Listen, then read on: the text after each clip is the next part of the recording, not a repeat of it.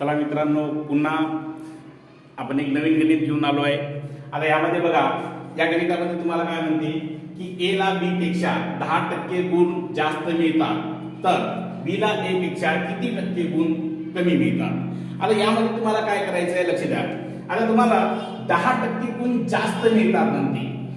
जर जास्त मिळतात म्हटलं तर 100 मध्ये 10 प्लस करायचे, म्हणजे झाले किती 110. 110 वर किती जास्त मिळाले, 10 जास्त मिळाले, तर 100 वर किती, याचा तिरपा गुणाकार करा. इथं बघा 100 गुणिले 10 भागिले 110, 0 0 कट करा. आता बघा 100 छेदात 11 आले, 11 1 11, 11 9 99, पुढला किती 1, म्हणजे समजून घ्या भाग जाणारी संख्या भागणारी संख्या 11, भागाकार आले 9,